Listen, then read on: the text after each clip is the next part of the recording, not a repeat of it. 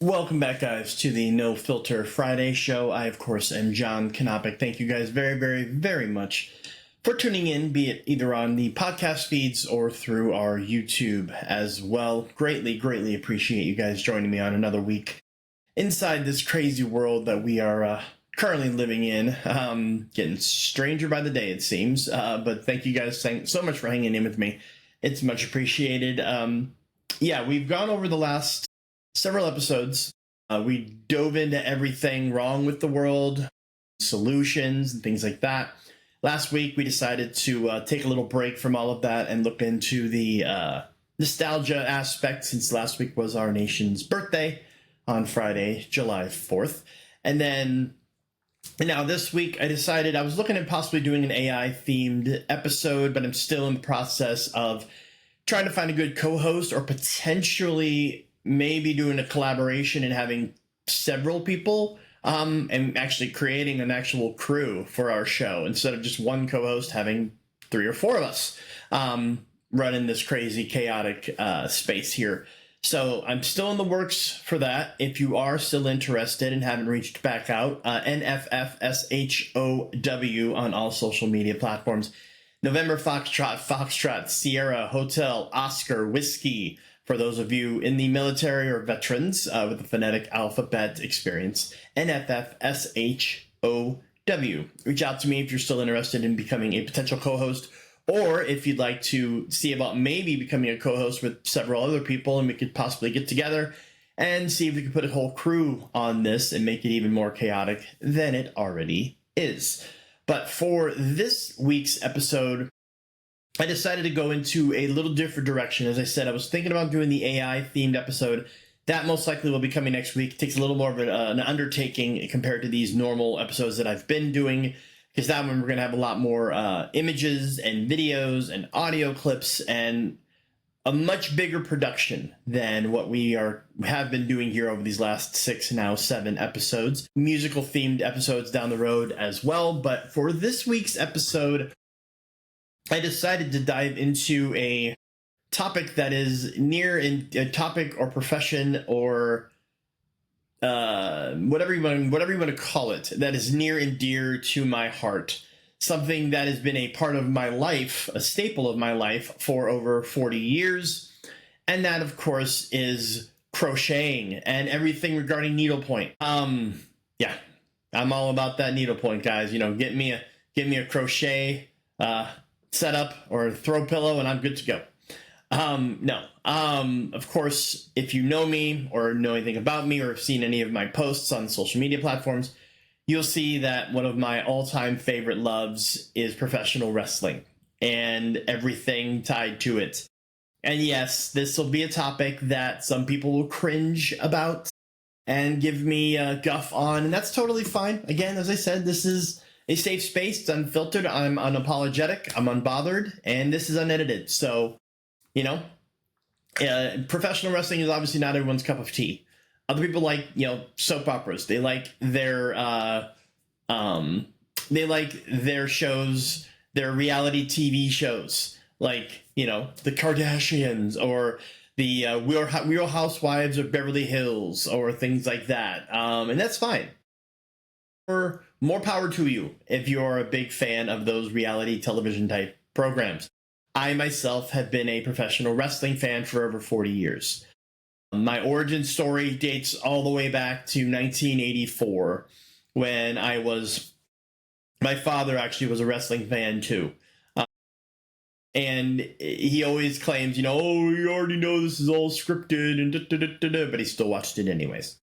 And obviously, not trying to pull back any curtains that ever have not already been pulled back in one form or fashion, but obviously, yes, we do understand and we do acknowledge the fact that the outcomes are predetermined. But much the same way when you go into any movie theater to sit down and watch, Fantastic Four or any of the Marvel movies or the DC movies or even, like Fast and Furious or How to Train Your Dragon. Everything is predetermined. There is an ending. There is already a determined ending. And wrestling is the exact same way. There are good guys. There are bad guys. There are tweeners in the middle. You don't know which side they're going to be on. Sometimes they go good. Sometimes they go bad. And yeah, everything is predetermined, obviously, but the moves are real. The potential for injury is obviously very real. People have broken bones, people have become paralyzed, people have legitimately died in the ring if moves are performed incorrectly, or if something happens and they slip up and things go haywire. You can paralyze people, you can kill people. So even though it's predetermined, there's still suspense and drama and a bunch of other things all rolled into it as well. The genesis behind professional wrestling is it's an escape. It's literally an escape. It's a way for people for hours at a time each week to sit back and just forget about everything that's going on in the world, forget about all of their bills, forget about all the chaos that's befallen them, and just absorb and engage with the performers on the screen. Be it, either if you're in person watching it live, if you're on, watching it on TV, on Max or on Netflix or Peacock, if you're watching a PLE of WWE, for example. It's just a chance for you to get away from the world for a little while, hours at a time. And we all need that. That's why you go to the movies. You want to be immersed in that culture, immersed in what's being displayed upon the screen. And you wanna feel like you're in that world, at least, even for the smallest amount of time. So, there are those people out there who find wrestling to be pointless and comical. And that's fine. That is your opinion, and that's the beauty of the world. We all have our own opinions, and we're all entitled to those. But at the same time, there are people out there who take things way too seriously, like on a parasocial level. And it for the most part, it tends to be males towards females, but have been cases of females stalking male wrestlers too. But unfortunately, there are some wackadoos out there who have formed these weird, unusual, and unsubstantiated parasocial relationships with wrestlers and feel like, oh, they're my soulmate, or they're talking to me through the screen, I must go meet them in person, and sometimes to the point where they're breaking into their houses trying to get as close as they can to those people. And those are very unstable, dangerous individuals. Happens all the time. Like, for example, recent examples, Liv Morgan, who is a WWE superstar. She had someone stalking her and trying to, get into her home in Orlando. Sonya Deville, who used to be a WWE wrestler who no longer is with the company. She actually had an individual break into her house while she was there with one of her friends who was another former WWE wrestler, and was almost kidnapped and held hostage. Luckily, she was able to escape, and the person was caught, and he was convicted.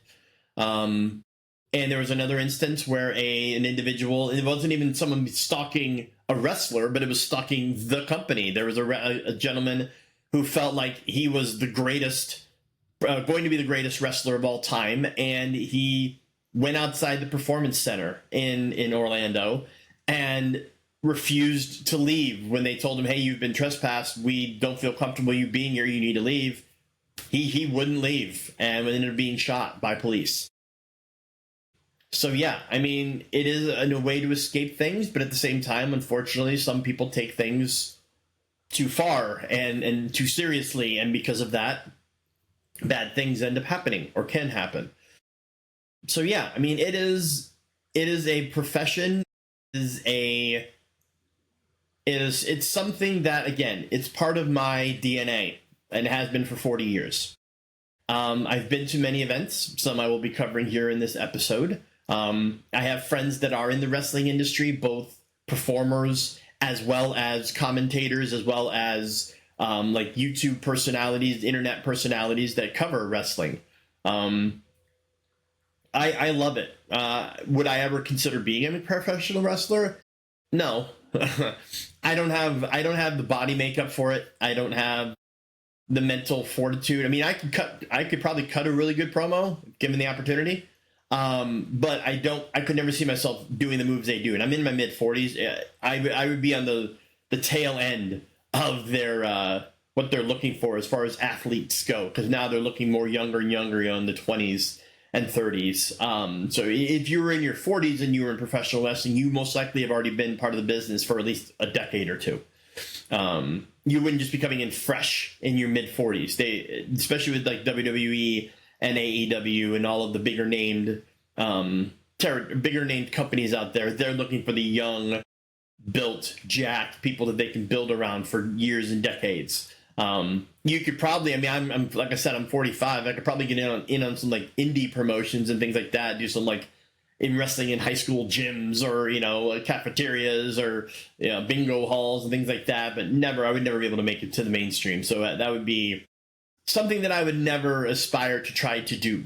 Not that I wouldn't be interested, but it would something that would never happen. But, you know, my origin story, as I said, was back in 1984. It started out with my parents and family and I going to a house show, a WWF. At the time, it was World Wrestling Federation. Now it's World Wrestling Entertainment, because they had a big falling out with the World Wildlife Fund, and WWE decided, you know what, we're not going to pursue this. We're just going to drop the EF and become WWE instead, World Wrestling Entertainment, because they looked more on the entertaining side, less on the wrestling side for a while. But in 1984, I went to a WWF house show in Cedar Rapids at the Five Seasons Center. I don't know what they're calling it nowadays. God only knows. It's been through so many name changes. But it was the Five Seasons Center. And we got to see all of our wrestling stars there. And the big one that stood out to me was Hacksaw Jim Duggan wrestling Andre the Giant. And yeah, if you ever had the fortune and honor and privilege to be at an event where Andre was there, when they say he's larger than life, legitimate. That guy was incredibly tall and built. I mean, he unfortunately lost his life very young due to his genetic disease that he had, that his gigantism that caused essentially his body to not be able to handle the pressure of the continuous growth, and he passed away. But getting to see him wrestle Hacksaw Jim Duggan, and the way the crowd was going back and forth, and Hacksaw was getting beaten down, but he was like fighting back, and he was asking for the crowd to get into it. Everybody was cheering, and the back and forth, and the storytelling and the drama. I mean, that hooked me as a 4-year-old. That got me exceptionally interested and wanting to watch even more, to the point where we were watching. You know, they had like Saturday morning superstars on WWF programming, and then eventually they rolled out, you know, Monday Night Raw and Friday Night SmackDown, but that was many years later. But still getting to see it on a weekly basis, you know, ingrained it and laid the foundation for my love of professional wrestling. And, you know, getting to and to the point where, you know, I bought like the wrestling plush buddies of the Ultimate Warrior and Hulk Hogan. You know, I bought it was like a storage cube that had like the Bushwhackers on one side, the Rockers on another side, and, you know, I stored all my toys in there. It became, as I said, it became an ingrained part of my life, and something that it has been to this day, 41 years later. And now, you know, in that same vein, my son is now 5.5, and I've gotten him into wrestling, so much so that he has his own championship belt. I have my championship belts. My wife, even though she was very reluctant, I still got her one, and she has her championship belt. And, you know, there are times I'll just be walking around the house, and I'll just put my belt on, sling it over my shoulder, walk around, thinking I'm the bee's knees, if we're gonna go old school terminology, and thinking I'm the end all be all. And then my son sees me doing it, his face lights up, he immediately runs over to our shelf, grabs his belt, puts it over his shoulder, and does the same thing. You know, I've shown him matches on TV. We actually watched a bit of WrestleMania this year together on Peacock. So obviously we wouldn't have been able to afford tickets to go all the way out to Las Vegas, that's for sure. But yeah, I mean, I've gotten him into it, and it's something that I had always hoped I'd be able to pass on to my offspring, and now I got the opportunity to. We're actually looking at taking him to his first live wrestling event this Friday night at the Bridgestone Arena in Nashville for Friday Night SmackDown. So this will be his first chance to ever see the guys live in person. And I hope it really opens his eyes the way it opened my eyes when I went to that show in Cedar Rapids. You know, and I look at it and I go, you know, some fathers pass grease monkey tendencies down to their sons. They love to build cars, and they pass that love onto their son. Some people, you know, love collecting baseball cards, and they pass that down to their son. Mine, I'm glad, is professional wrestling, because it's something that has withstood the test of time. And obviously, even before 1984, wrestling has been around in professional form way longer than that. You had the WWF, Worldwide Wrestling Federation, before it became WWF. They had the territories back in the day. You know, you had your Andy Kaufmans, you had your Jerry Lawlers, you even had, go all the way back, you know, Bruno Sammartino, Gagne. You have all of these guys way back, 30s, 40s, 50s. And so it's something that has withstood the test of time and will continue to stand the test of time. As the world evolves, so does the world of professional wrestling. And that's something that I really am excited for him to continue to learn about, love, get into. And hell, you know, if he, down the road, my wife and I have already decided we're not going to push him. And he's going to be able to decide whatever he wants to do as far as his extracurricular activities and what he wants to get into as far as hobbies and things. If he comes out and says, "Hey Dad, you know, I want to try out, I want to try and become a professional wrestler," I'll be like, "Hell yeah, dude. I'm your biggest fan already. I'm ready to sign that merch that you give me, and you know, I'm ready for you to sign the merch, and you know, I'm ready to see what you can do in the ring." And I would, you know, look at getting him set up for classes and things if he's interested in it. Because I mean, he's got the energy, he's got the drive, he's got the passion. He's definitely a talker, so I think he checks a lot of boxes when it comes to what a professional wrestler is nowadays. And I would love to be able to see him make inroads in that profession. Again, like I said, it's 100% going to be his call, whatever he wants to do. I think it would be amazing to see him get into that. I get to show him not only the wrestling now, what's going on in current times, but I also have the opportunity to show him previous matches and things that like spoke to me. In case in point, like, you know, if you see some of my outfits, sometimes I wear the black and white colors of one of the greatest, if not the greatest, wrestling faction group of all time, and that, of course, is the NWO, the New World Order. They debuted back in the mid-90s inside World Championship Wrestling when it was still around, and unfortunately folded in 2002. And they were comprised originally, the NWO was comprised of, it was a brainchild idea of Eric Bischoff, who at the time was the president of World Championship Wrestling. He was the biggest executive that was on screen, and he decided, you know, I want to shake things up. I want to blur the lines between reality and fiction, and I want people to not know what's going to happen from week to week and make them tune in.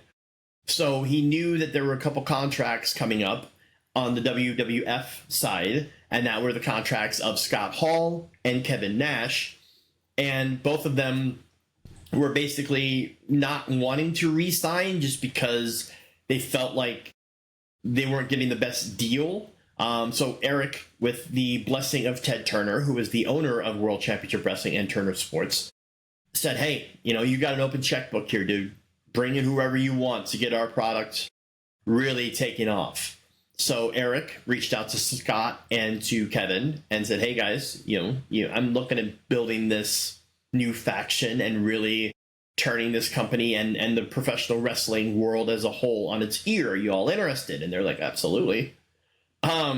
So on one episode of Nitro, WCW Monday Nitro, that was their alternative to the WWF's Monday Night Raw show, you had Scott Hall just appear in the audience and jumping the guardrail completely out of the blue. Like, whereas nowadays you hear with social media and the internet being what it is, you have all of these grumblings of, hey, this person's contract is coming up. There's rumors they're going to go to this company or that company.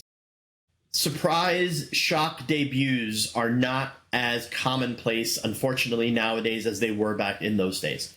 So you had Scott Hall jumping the guardrail and completely out of the blue. And of course, you know, the announcers themselves, who I believe at the time were Tony Schiavone, who's now an AEW announcer, and Larry Zbyszko, they were on their headsets and they were like, what's going on? What's he doing here? And they didn't acknowledge him by name, but they knew who he was, and played it off as if it was a shock to them too. And it kept the audience engaged, going, whoa, what the hell's going on? This guy's a WWF superstar. Are they invading WCW? Is there an invasion going on?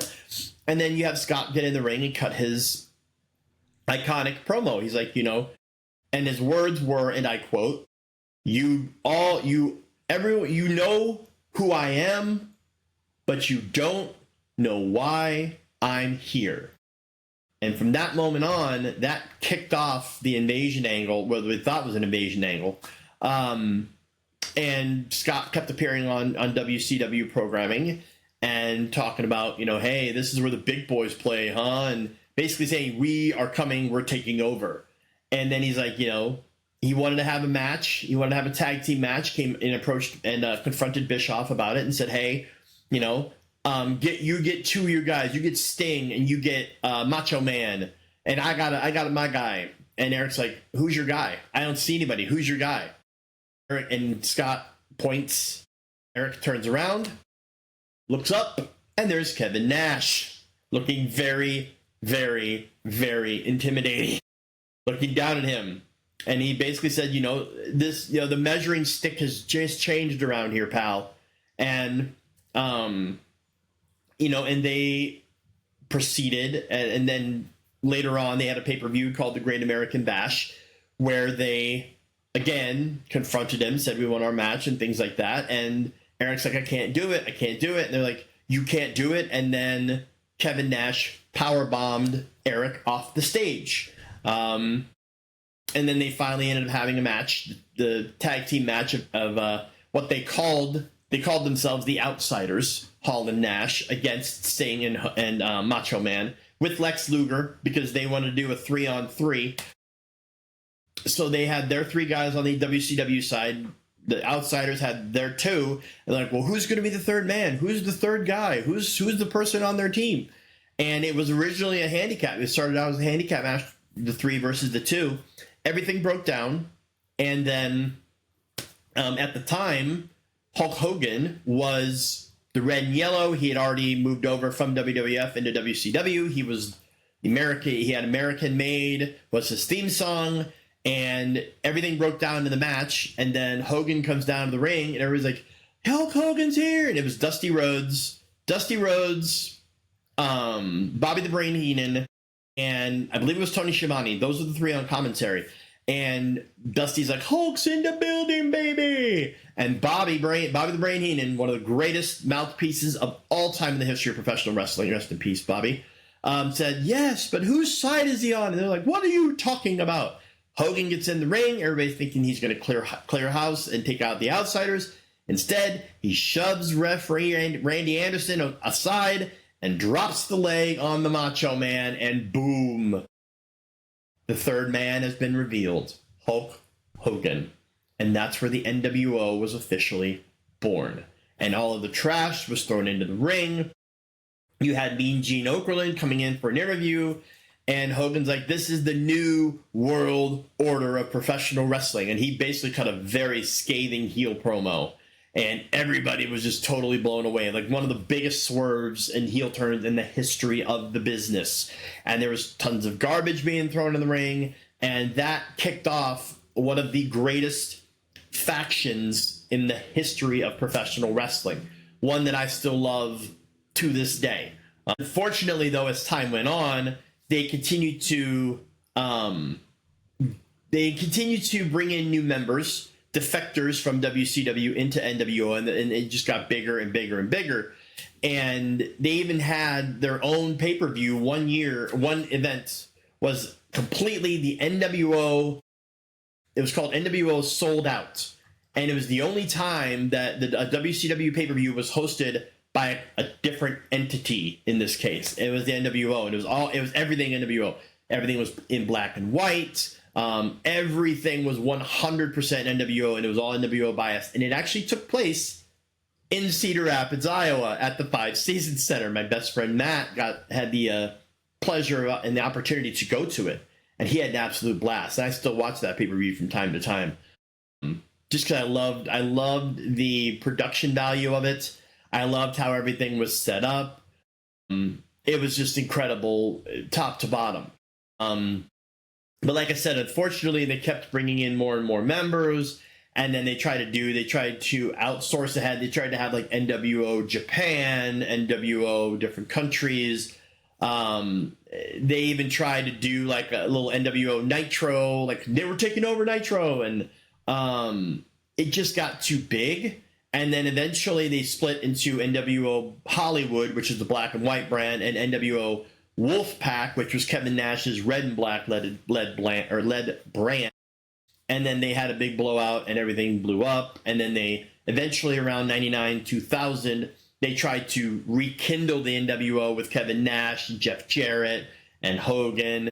But it kind of petered out. And the final in the final instance of the NWO was in WWE after WCW folded, because WWE bought them out, because Bischoff tried to have his little conglomerate business partners come together to buy out WCW, because WCW had a merger with Time Warner that was coming up, or I'm sorry, Turner Network was having a merger with Time Warner and AOL Time Warner, and Time Warner basically didn't want wrestling anymore on the Turner networks.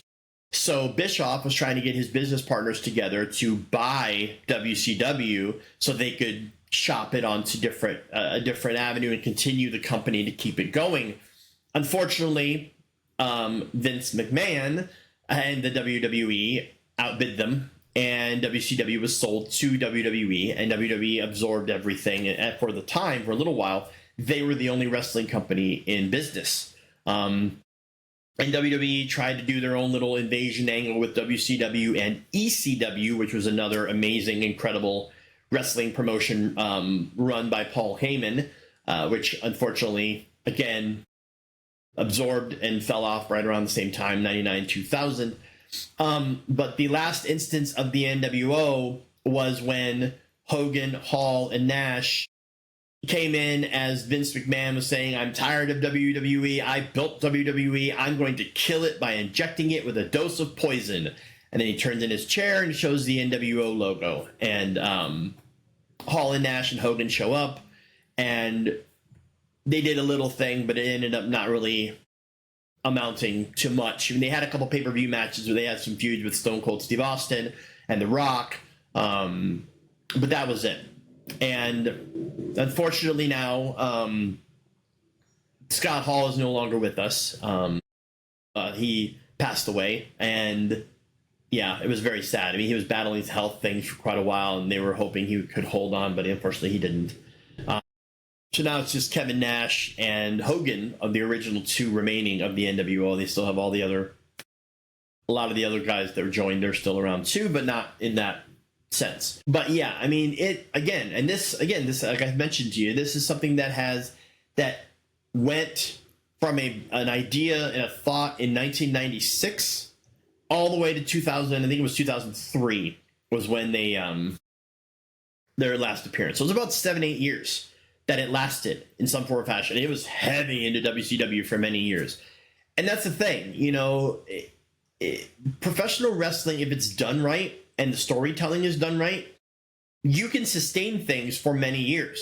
Like everybody, for one of the most recent extended storylines was the Bloodline in WWE, with Roman Reigns being champion for over 4 years, 4 calendar years. Because before, you didn't see title reigns, world championship heavyweight title reigns lasting longer than a year it was not commonplace at all, because titles changed hands way too frequently. So to have something last almost half a decade was something that nobody saw coming, but it just continued to go and go and go. And in the same vein, his nephews, the Usos, Jimmy and Jay Uso, were tag champions at the same time, and they suddenly became the longest tag champions, and their bloodline faction held all of the gold. Eventually, Cody Rhodes, who defected from Cody Rhodes, I'll give you a little storyline on him really quick. Cody Rhodes was part of the Rhodes family, is part of the Rhodes family. His father, Dusty Rhodes, as I mentioned, the American Dream, Dusty Rhodes, was one of the greatest wrestlers of all time, and he had done many circuits, from the NWA, where he was world champion, the National Wrestling Alliance, to WCW, to WWF, WWE. He even helped build and shape NXT, which is a WWE brand promotion.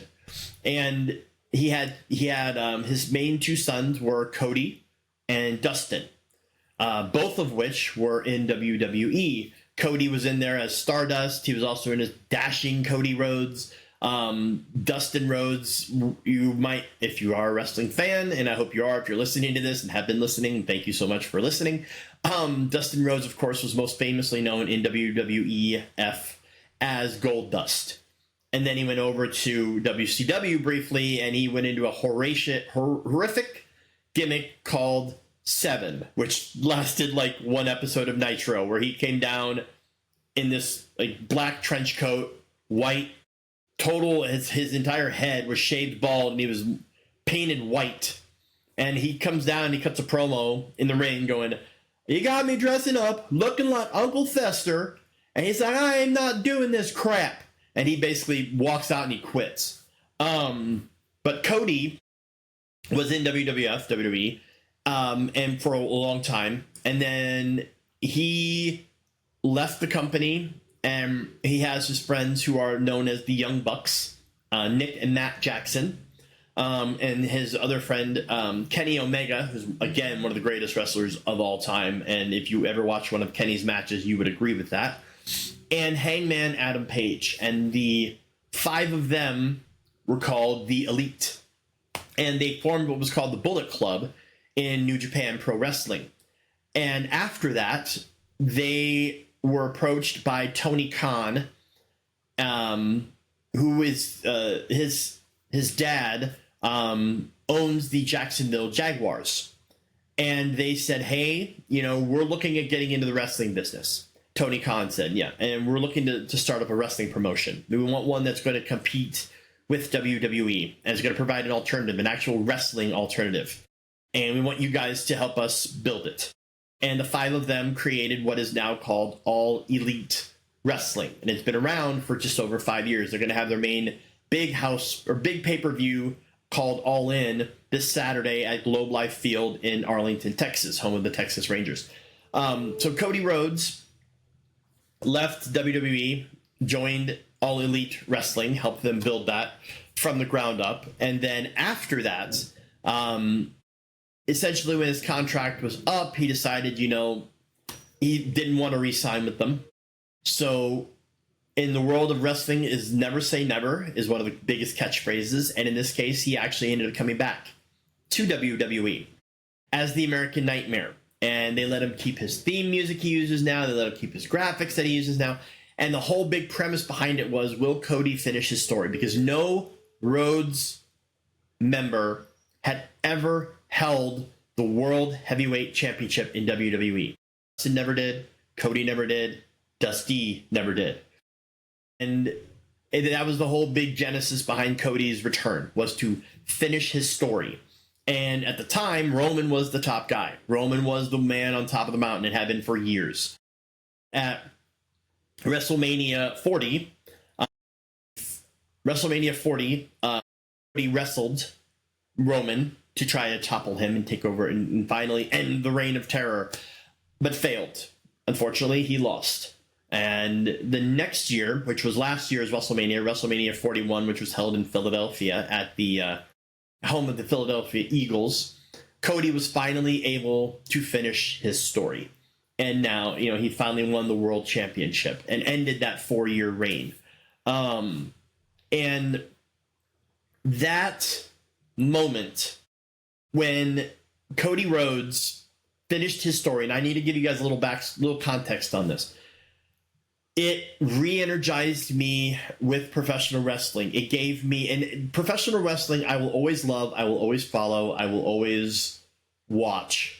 But I had started to fall a bit out of love a little bit with it. It had started to become stale and predictable, especially with Vince, when Vince was still in charge. But thankfully, by unfortunate means, Vince had to step down. He not only stepped down as chairman of WWE, owner of WWE, but he completely left the wrestling industry altogether because of sexual harassment lawsuits and other legal things that had come to light.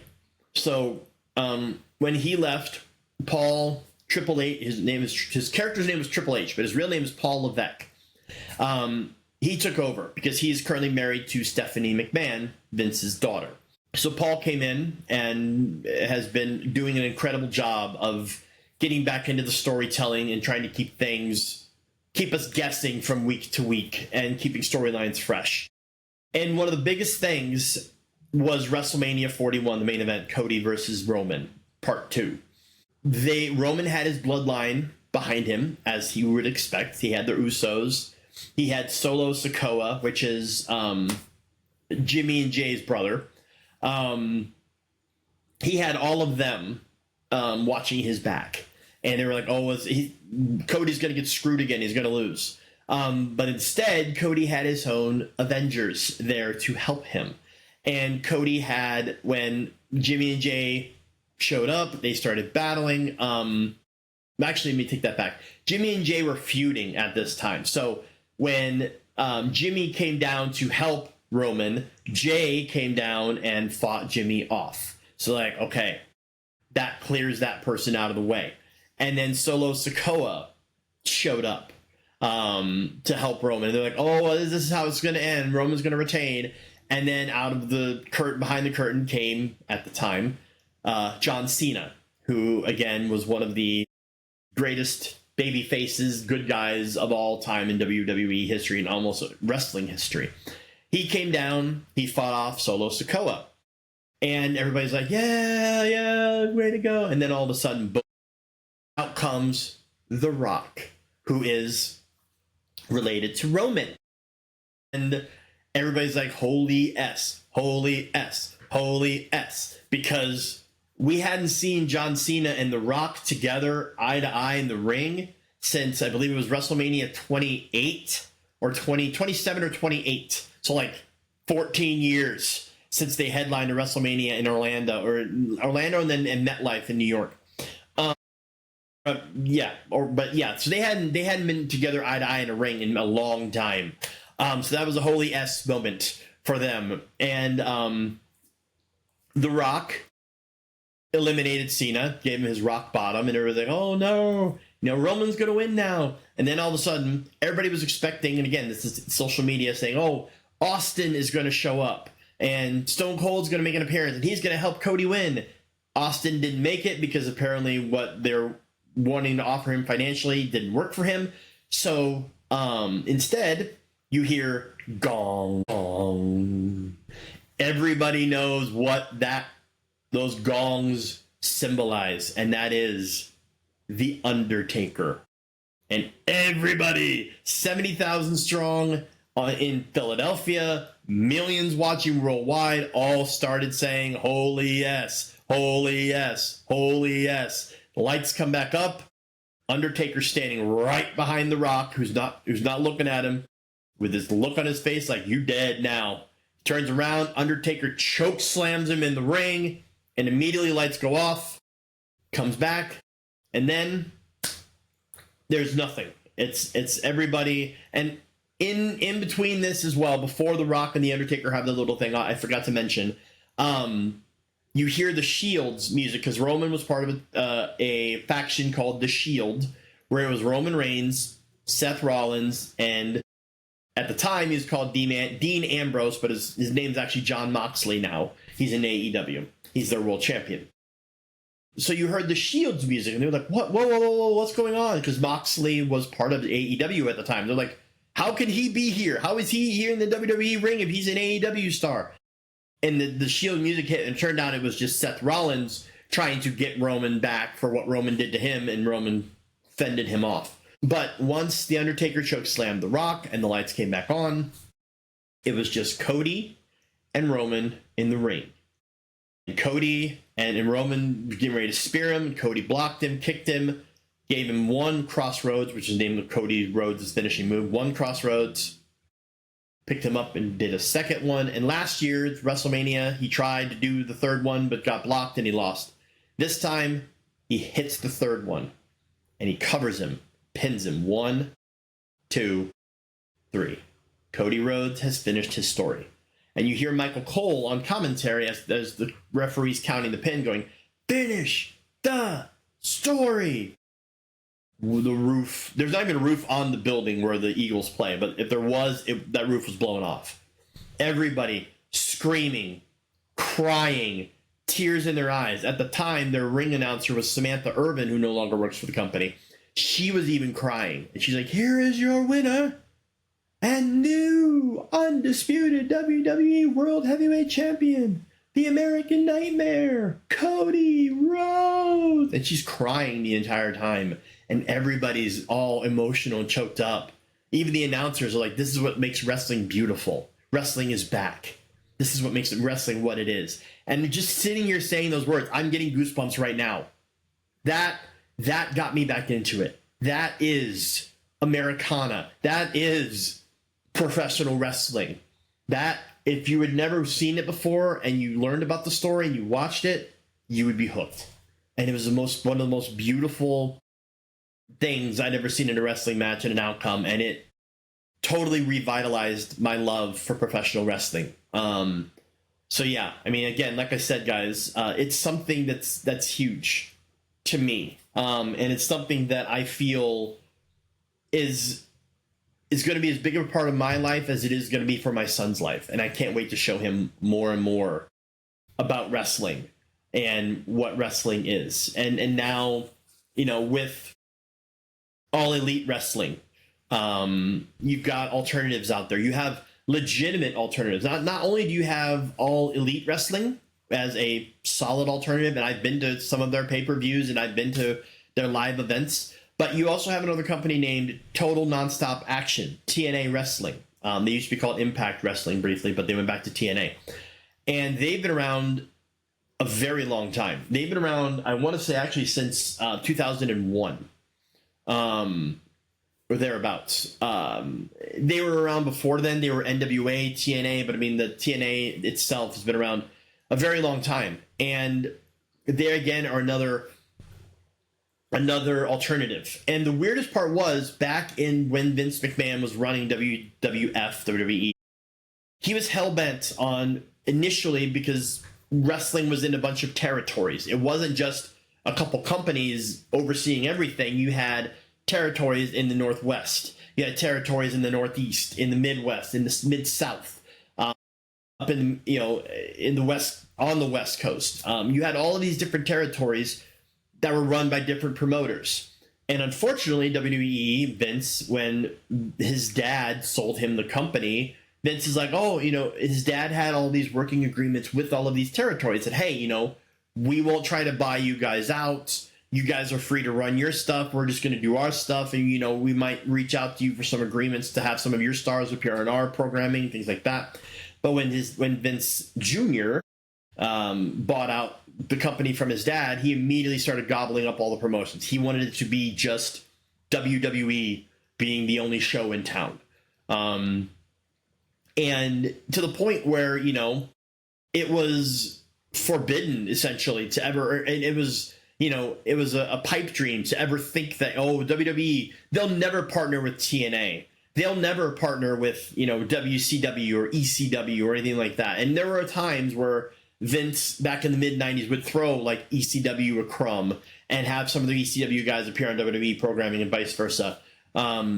But he never did it with WCW. WCW was always competition to him, and he never partnered with WCW. And again, he never partnered with TNA either. He again, would allow some from time to time, like, hey, like when AJ Styles, who was a big TNA wrestler, came to WWE, and they were getting ready to let AJ be in their TNA Hall of Fame. Vince allowed them to, let him be there for it. But he would never partner with them. But now with Paul Levesque being the main driving force behind WWE, creatively speaking, and his friend, who was a fellow Click member, and I'll get into more factions on a future episode, but known as the Heartbreak Kid, Shawn Michaels, if you're, again, wrestling fan, I hope you would be if you're listening to this podcast. His real name is Michael Hickenbottom, so you can kind of see why he went with Shawn Michaels instead of Michael Hickenbottom. But Shawn Michael, he currently is the main driving force behind the NXT brand. And NXT recently, over the last year, has been partnering up with TNA to the point that you have TNA wrestlers appearing on NXT programming, NXT wrestlers appearing on TNA programming. And the biggest one to this point in recent times, the TNA World Heavyweight Champion, Joe Hendry at the time, actually appeared at this year's WrestleMania 42 from the Death Star, aka Allegiant Stadium in Las Vegas. He actually, because Randy Orton was supposed to wrestle, Randy Orton was supposed to have a match, but unfortunately his opponent was injured. And it was supposed to be Kevin Owens, but Kevin Owens got injured, so Randy didn't have an opponent. So they're like, okay, open challenge. I'll find anybody in the back who wants to come out. Anybody. And out pops Joe Hendry. And the roof blew off the place because everybody loves Joe Hendry. And everybody believes in Joe Hendry. So if you know Joe Hendry, you understand why I did that. But he comes out and he's wearing the TNA title. And it's just like a major holy S moment going, whoa, the TNA World Champions on WWE programming, not NXT, WWE programming at their biggest event of the year, WrestleMania. Joe unfortunately lost, of course, because this was Randy's return match. But Joe got in some good offense, and even Randy was like, dude, you did incredible. And even gave him like a big pat on the back after the match. So things have changed considerably. You now have coming up at a NXT pay-per-view, you have the TNA Women's World Champion going to be wrestling the NXT World Women's Champion in a title match. So what's going to happen there? We don't know. You have to tune in and find out. And that's where they hook you.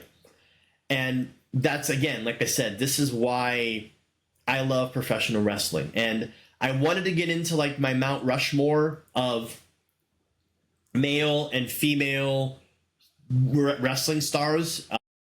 What I feel are the four or five biggest women's and men's wrestlers of all time. And I even have some of my friends from some of the social media sites giving me their feedback as well. But I want to do that when I can have more time to get more input and make that a completely separate episode. So this professional wrestling related episode is not just going to be a one-time thing. I will continue to inject wrestling into different episodes, and I'll have another completely exclusive wrestling themed episode as well. I'm going to get into things as far as like my favorite matches of all time, my favorite promos that I felt were ever cut by wrestlers, and play some audio clips of that.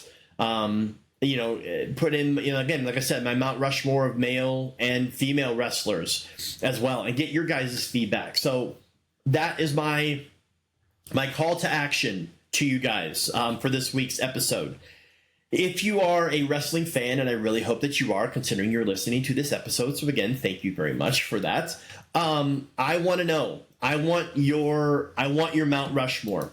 I want your top 4 all-time favorite men's wrestlers, all-time top 4 female wrestlers. And in addition to that, I want your top 4 managers.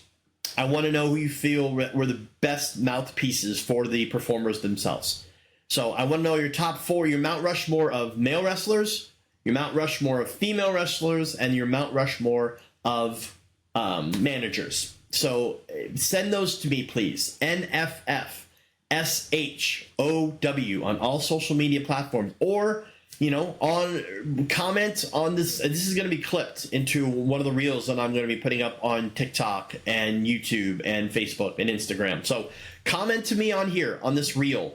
Let me know, what are your Mount Rushmore for male, for female, and for managers. I want to know your feedback, and I'm going to play those. I'm going to read them out and put them up on a future episode of the No Filter Friday show, future professional wrestling themed episode of the No Filter Friday show. So I thank you guys very, very much for your feedback. And again, all of your downloads that you've done of my episodes, all of your watches you've done on YouTube, thank you, thank you, thank you, thank you, thank you. It means the world to me that I'm getting this kind of engagement from you guys, and we're continuing the conversation in different areas, be it politics, be it social media, be it mental health, be it professional wrestling, be it nostalgia. I'm glad you guys enjoyed the last episode where we talked about all things patriotic and all things that remind you of the summer, and things that just make you go, man, I miss those days. So I love all the engagement you guys have been providing me, and I really, really appreciate it.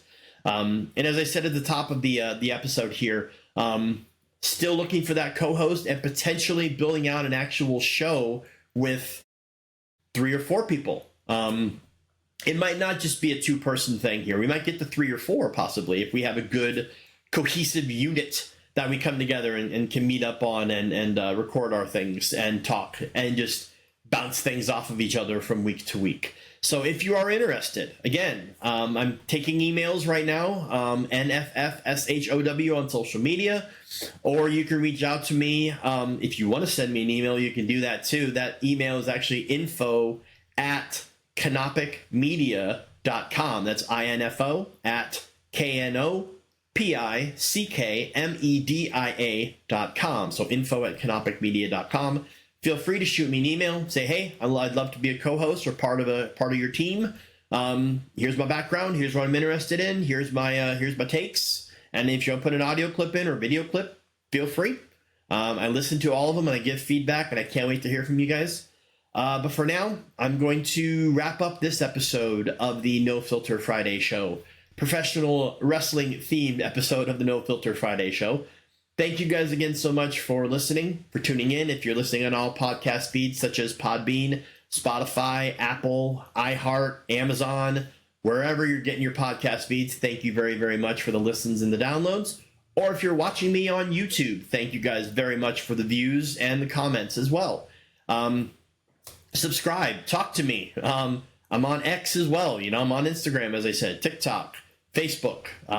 Subscribe. Let me know what you want to hear on future episodes or see on future episodes. Again, I'm going to be rolling out the AI-themed episode here coming very soon, along with some musical-themed episodes as well, because music is another big part of my life that I am very, very passionate about. But for now, we're going to wrap up this episode of the No Filter Friday show. I, of course, have been John Knopick. Please follow me on all social media platforms, NFFSHOW. Clips will be coming out throughout this week with the full episode dropping this Friday. And as always, folks, as I wrap all of my shows, ladies and gentlemen, take my advice. Pull down your pants and slide on the ice. Have a great week. Stay safe. Love each other. Get out there, watch some professional wrestling, and we'll see you guys on the next episode. Have a great one. Adios and goodbye. And I just realized we didn't hit the stop button, ladies and gentlemen. This is live, and I love it. But again, thank you guys so much for tuning in, and we'll see you guys on the next one. Have a great one, and we'll see you guys on the flip side. Adios and goodbye.